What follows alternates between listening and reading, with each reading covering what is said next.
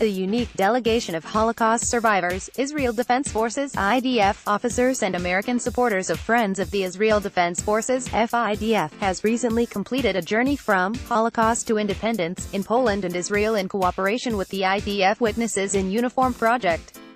Follow ENet News on Facebook and Twitter. More than 150 FIDF supporters, together with 50 officers representing all IDF units, were able to experience the significant journey on the 70th anniversary of Israel's independence together with Holocaust survivors. The Holocaust survivors who participated in the mission were joined by their children and grandchildren, and thus constituted the story of 3 generations of heroism and victory. This annual mission to Poland and Israel, the largest so far, began its visit in Poland in the city of Krakow and the Jewish ghetto. They visited the Auschwitz and Birkenau camps and the death pits in Tarnow. Following this, the delegation arrived in Israel to mark the Memorial Day for fallen soldiers and victims of terror and Israel's 70th Independence Day. Arrival ceremony at Ben Gurion Airport. Photo, YNET. The delegation was led by FIDF National President Peter Weintraub and FIDF National Director and CEO Maj Gen. Res. Mayor Cliffy Amir, and joining them were FIDF National Chairman Arthur Stark, FIDF National Vice President Bobby Cohen, FIDF Executive Director in Israel Brig. Gen. Res. Effie Iden, IDF Delegation Commander and Israeli Air Force IAF Air Support and Helicopter Division Head Brig. General Nir Ninun, and Rabbi Joel Fuchs. FIDF National Chairman Emeritus Nili Falek also joined them in Israel.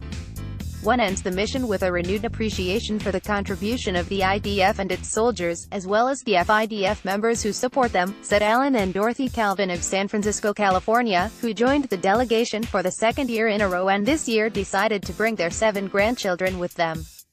I wanted them to get a real understanding of the Holocaust that can be experienced on such a journey, said Allen.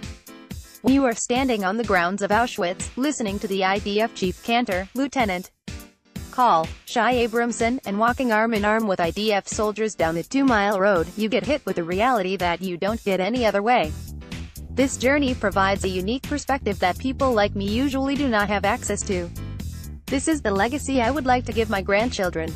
Leon Shear, a 91-year-old Holocaust survivor from Ohio, also took part in the delegation. Leon was born in Poland and saw his mother and sister being sent to the gas chambers at Auschwitz-Birkenau, and besides his brother, who also lives in the United States, his whole family was murdered in the Holocaust.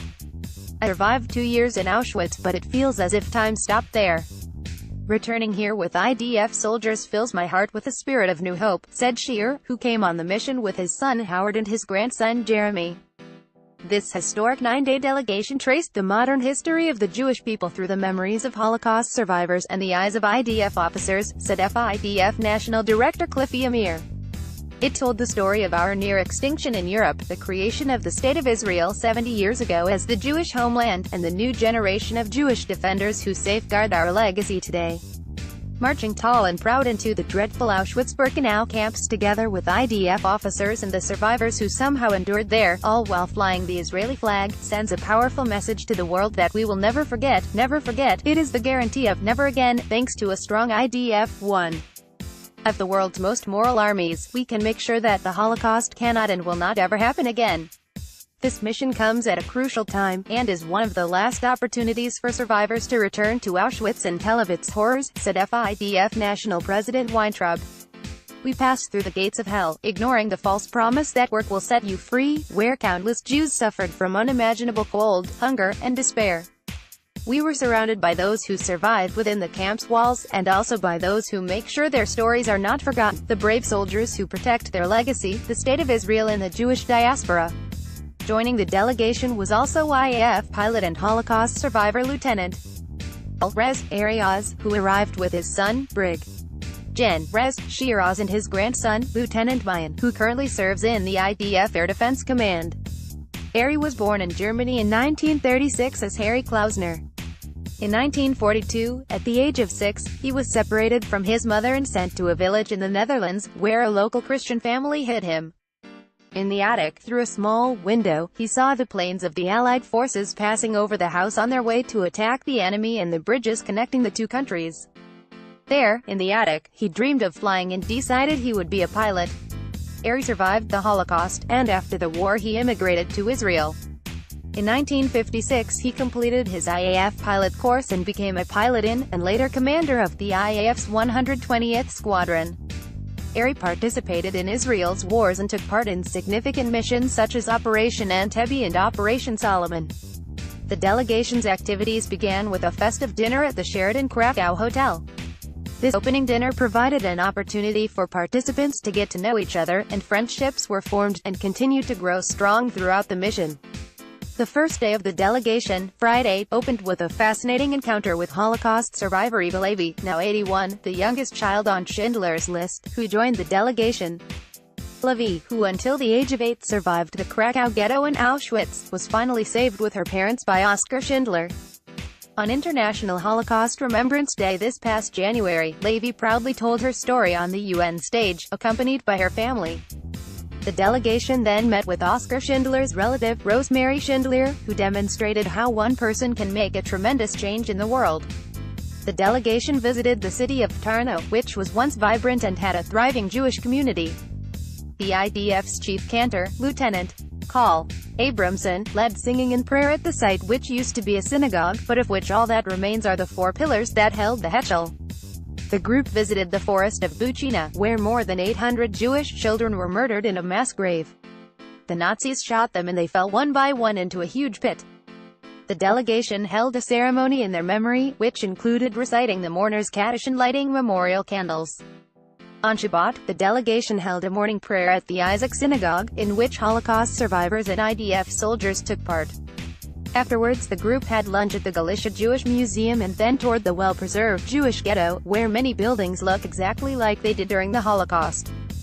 Following dinner at the Sheraton Krakow Hotel, Malcolm Hoenlein, the executive vice chairman of the Conference of Presidents of Major American Jewish Organizations, spoke briefly to the participants, noting the IDF's strength, which is always evident, especially around Holocaust Remembrance Day, and that the IDF is the insurance policy of the entire Jewish people.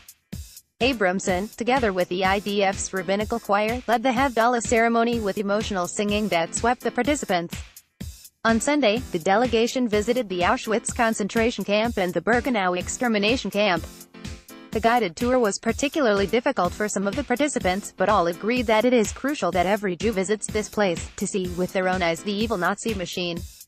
FIDF supporters from Miami on the tracks leading to Auschwitz-Birkenau on April 15. Photo, Shahar-Azon, to return to these terrible places, where they abused, starved, and murdered our brothers and sisters, was tragic.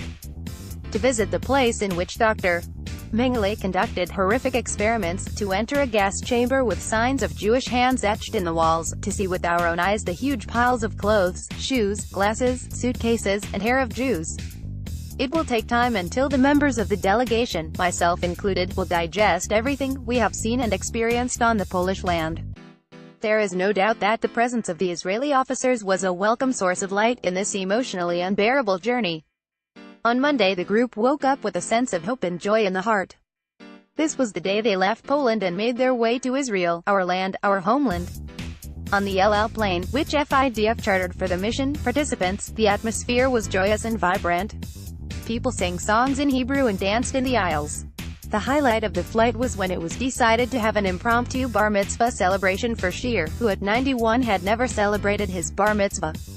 In a special ceremony, with a Torah scroll and under the guidance of the military rabbi, Leon made the Jewish rite, and his singing was the symbol of the Jewish journey from Holocaust to freedom. Auschwitz-Birkenau survivor Leon Shir celebrating his bar mitzvah on the FIDF flight from Poland to Israel on April 16. Photo, Shahar-Azon, when the delegation landed at Ben Gurion Airport, an exciting ceremony was held on the tarmac, which included singing and dancing. The delegation's commander, Nin Nun, spoke and summarized the journey, saluted the Holocaust survivors and gave them a special pin. FIDF National Chairman Emeritus Nili Falek congratulated the participants and noted the great importance of the journey in Poland, where the participants focused on the past and that now, upon their arrival in Israel, they will experience the present and see the glorious future of the State of Israel, the people of Israel, and the IDF. The group traveled directly from the airport to Jerusalem, where they held a festive dinner at the King David Hotel. On Tuesday the group traveled north to visit a Golani training base. They met with officers and soldiers, and were given the distinct privilege of viewing a special exhibition that emphasized the activities of the unit. After having lunch with the soldiers in the military dining hall, the group returned to Jerusalem. The FIDF delegation with IDF soldiers from the Golani Brigade on April 17. Photo, Shahrazad. On the eve of Memorial Day, they attended the official state ceremony at the Western Wall, in the presence of President Reuven Rivlin, IDF Chief of the General Staff Lieutenant General Gadi Eisenkot, and many other dignitaries. On Wednesday, the delegation visited Israel's official memorial site for fallen soldiers from the Armored Corps Latrun, where, among the memorial wreaths, FIDF representatives laid a wreath on the memorial wall in memory of the fallen soldiers. From there they went to the 9/11 Living Memorial in Jerusalem. In the evening, when Israel's 70th Independence Day celebrations began, the delegation celebrated overlooking the illuminated Old City of Jerusalem. 50 IDF combat veterans, who had received college scholarships thanks to FIDF's Impact Scholarship program, took part in the party. Afterwards, some of the participants in the delegation went to Safra Square and Zion Square to experience the special holiday atmosphere with the masses of the Israel and even enjoyed late-night falafel before the sunrise. On Thursday, Independence Day, the delegation visited the base of the IDF's Elite 8200 Intelligence Unit, where they met with the base commander, officers and soldiers, sang, danced and dined at a festive meal especially donated for the occasion. In the afternoon, the delegation visited the presidential residence, where they met the country's senior diplomatic staff, and were photographed with Prime Minister Benjamin Netanyahu and President Reuven Rivlin. In the evening, a festive closing dinner was held at the King David Hotel, which included a fundraising session which raised $2.1 million to be used toward academic scholarships for combat soldiers. Later, a joyous dance party was held with the officers who took part in the journey to Poland. At the end of the event, which lasted until the wee hours of the night, everyone thanked Shmuel Zaxenberg, the owner of the travel and tourism company, Mosaic, for the excellent service that he and his team gave to the delegation, paying attention to every small and large detail alike. I'm Israel Chai.